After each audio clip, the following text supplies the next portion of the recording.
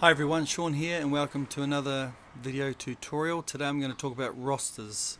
Now you're all familiar with FlexiTime by now and how to enter timesheets. So I'm just going to get into it. I'm going to create a roster for myself for Monday the 1st of February. So I'll just go and do that.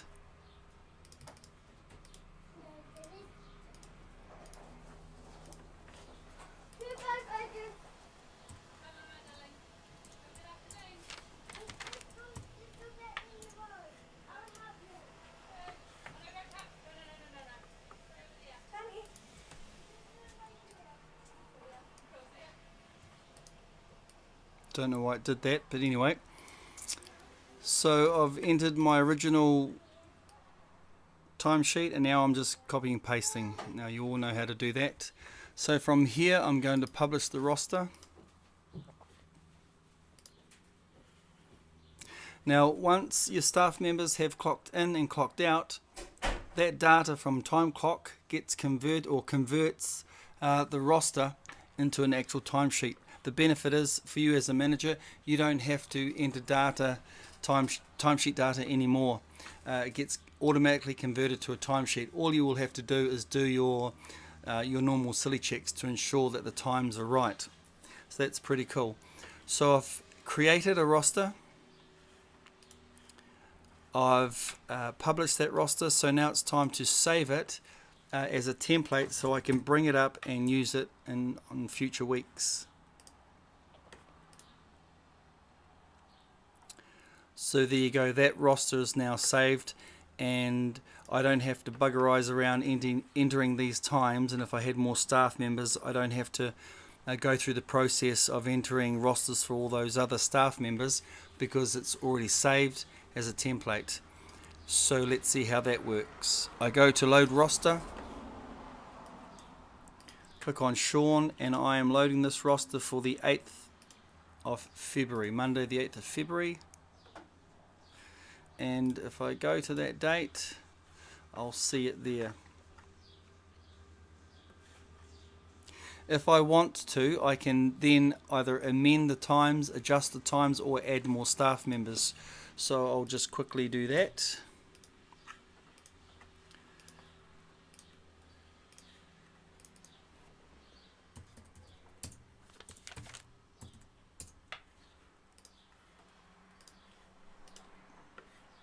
So now Gail has been added to this roster.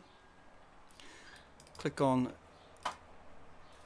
Gail's profile, and I'm on an iMac, so it's Command.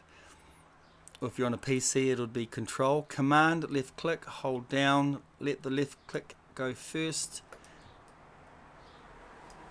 and I can simply copy and paste more times. So I've amended that roster. Go back into Gail and I can add times, delete times, amend times as required.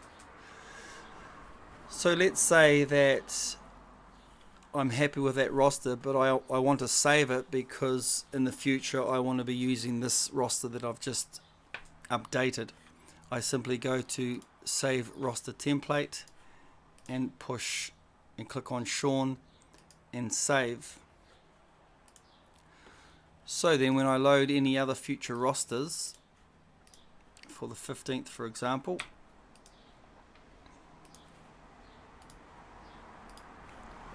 you'll see that the original roster that I saved has been updated with the addition of Gail. And I'll just add one more staff member in. I'll just pick on Aaron, bar staff, shooters, 1200 hours. Now if I wanted to save this roster as another template, because I will from time to time be using it, bearing in mind that you could have 10 or 15 staff members down here, so this does pay to save this roster if you thought that you'd be using it again. Then I go to Save Roster Template. Instead of clicking on Sean, I just choose another name.